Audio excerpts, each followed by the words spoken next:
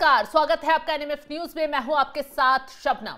बिहार में जीत हमारी, अब बंगाल की बारी। प्रधानमंत्री मोदी ने जैसे ही बीजेपी मुख्यालय से खड़े होकर जीत का परचम लहराने वाले एनडीए को बधाई दी और मैसेज दिया कि बिहार में तो अब प्रचंड जीत हासिल कर ली है, डबल सेंचुरी मारते हुए आंकड़ा और आगे ले आए हैं, अब बारी बंगाल की है। जैसे ही प्रधानमंत्री मोदी ने बंगाल का नाम लिया, न सिर्फ ममता बनर्जी परेशान हो गई, बेचैन हो गई, पूरी टीएमसी में रात भर भगदड़ मच गई। न सिर्फ बयानबाजी पूरी रात ट्विटर पर ममता बनर्जी के नेताओं के जरिए की जा रही है, बल्कि यह कहा जा रहा है कि बिहार की जीत का शायद यहां कोई असर नहीं पड़ेगा। और जिस तरीके से प्रधानमंत्री मोदी ने बयान दिया और रात भर टीएमसी में भगदड़ मची है, उससे तो साफ हो गया कि कैसे अब बंगाल के टीएमसी के नेता डर गए हैं। ममता बनर्जी बेचैन हो गई हैं क्योंकि अभी तक बिहार में महागठबंधन में जो तेजस्वी यादव मुख्य चेहरा थे, उन्हें यह लग रहा था कि इस बार तो हम सरकार आसानी से बना जाएंगे, क्योंकि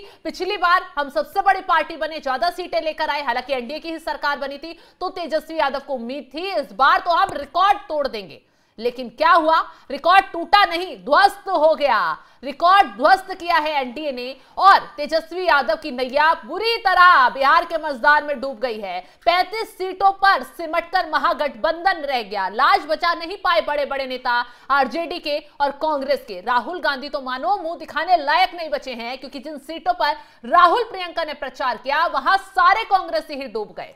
तो बताइए कैसे ही ये उम्मीदों पर खरा उतर पाते। अब बिहार में जैसे ही महागठबंधन की बुरी हार हुई, ममता बनर्जी, अखिलेश यादव, तमाम विपक्ष के नेता बौखलाने बैठ गए और अब सीधे मंच पर प्रधानमंत्री मोदी ने टारगेट रख दिया है कि अब बंगाल की बारी है, देखना प्रचंड जीत हासिल होगी। क्या कुछ कहा प्रधानमंत्री मोदी ने, सुनवाते हैं आपको। भाजपा की ताकत भाजपा का कार्यकर्ता है। जब भाजपा का कर्मठ कार्यकर्ता कुछ ठान लेता है तो कोई भी लक्ष्य असंभव नहीं रह जाता। आज भाजपा की हर सफलता का आधार उसका कार्यकर्ता ही है। और अब आज की इस विजय ने भाजपा कार्यकर्ताओं को केरला, तमिलनाडु, पुडुचेरी, असम और पश्चिम बंगाल में भी नई ऊर्जा से भर दिया है।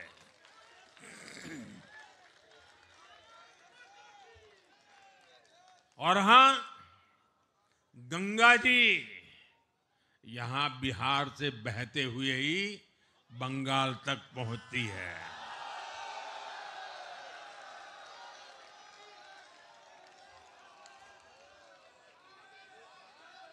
बिहार ने बंगाल में भाजपा की विजय का रास्ता भी बना दिया है।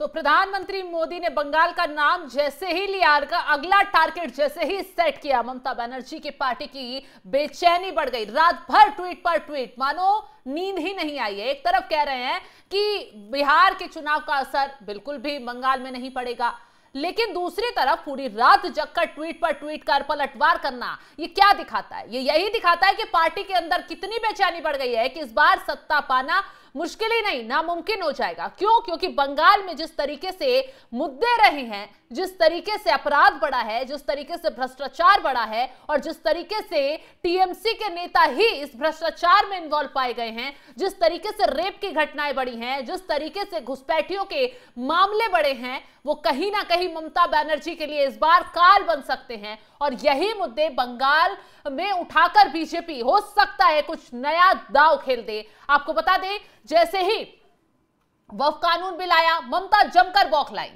क्योंकि मुसलमानों का वोट चाहिए। और इस बार मुसलमानों ने कैसे खेल कर दिया तेजस्वी और राहुल के साथ, वो आपने देखा ही होगा। तेजस्वी ने मंच से खड़े होकर कहा था कि सत्ता में आएंगे तो सबसे पहले वक्फ कानून बिल फाड़कर कूड़े में फेंक देंगे। अब ये मजाक थोड़ी है कि सेंट्रल का कोई बिल होगा पास और पूरी देश में लागू होगा, आप उसे चंद मिनटों में फाड़कर कूड़े में फेंक दें। कैसे पॉसिबल हो सकता है? ये तो मुसलमानों को बेवकूफ बनाने का एक हथकंडा है।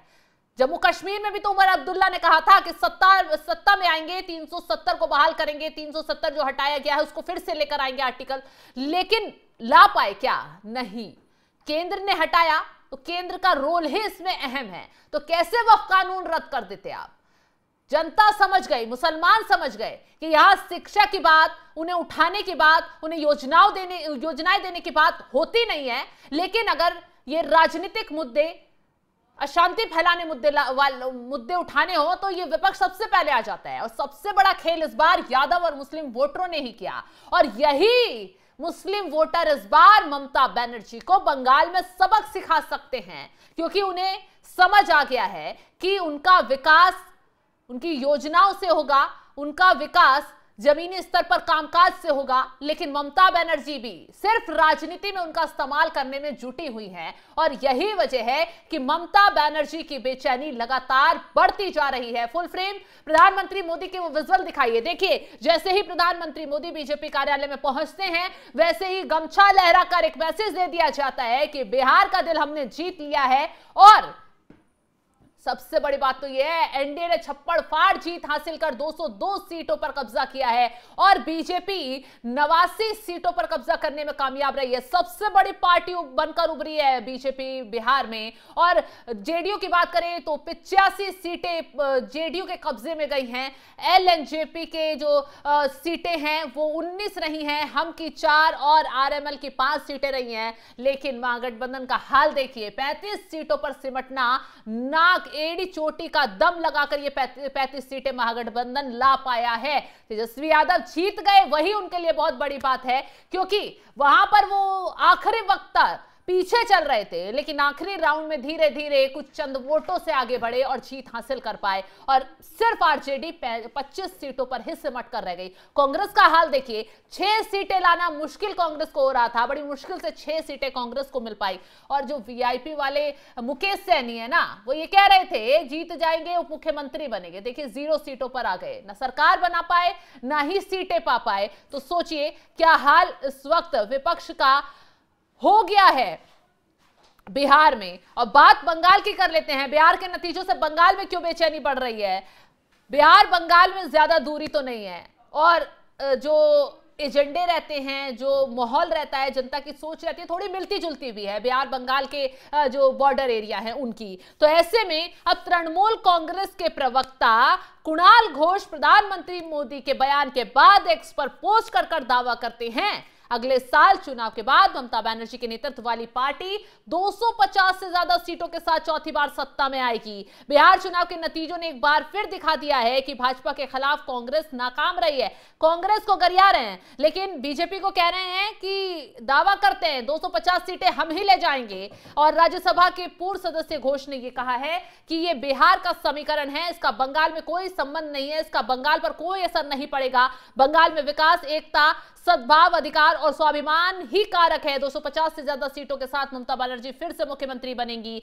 और कहा है इस बात को लेकर उत्सुकता रहेगी कि बिहार में भाजपा जदयू संबंध किस दिशा में जाते हैं। और आरोप लगाया है कि बंगाल में भाजपा और निर्वाचन आयोग द्वारा विशेष गहन पुनरीक्षण यानी कि एसआईआर और उससे जुड़े मामलों को लेकर साजिशें रची जाएंगी। दावा किया है एजेंसियों और केंद्रीय शक्ति का दुरुपयोग होगा। इसके खिलाफ तृणमूल का आंदोलन जारी है। जनता तक गहरी पहुंच बनाकर तृणमूल बीजेपी सभी साजिशों को नाकाम कर देगी। अब सोचिए, कांग्रेस हारी, आरजेडी हारी, आरोप किस पर लगाया जा रहा है? अखिलेश यादव भी रोते हुए कह रहे हैं कि भैया एसआईआर की हार हुई है, हमारी हार थोड़ी हुई है। चुनाव आयोग ने जो साजिश रची बीजेपी के साथ मिलकर, उसकी जीत हुई है, यहाँ एनडीए की थोड़ी जीत हुई है। मतलब दिल को तसल्ली देनी है, तो इसलिए पहले वोट चोरी का मुद्दा उठा दिया था और उसी का रोना अब रो रहे हैं। और यही हाल अब तृणमूल ने करना शुरू कर दिया है। जैसे ही प्रधानमंत्री मोदी बंगाल का नाम लेते हैं कि अब बंगाल की बारी है, तृणमूल कांग्रेस में भगदड़ मच जाती है। रोते हुए अभी से ही एसआईआर का मुद्दा उठा दिया है कि चुनाव आयोग साजिश रचेगा, बीजेपी साजिश रचेगी। खैर, देखना यह होगा कि अब बंगाल में बीजेपी क्या रणनीति अपनाती है और ममता का क्या हाल कर पाती है। फिलहाल इस खबर को लेकर आप क्या राय रखते हैं, कमेंट बॉक्स में जरूर बताइएगा। तमाम बड़ी खबरों की अपडेट के लिए आप हमारे साथ जुड़े रहें। नमस्कार।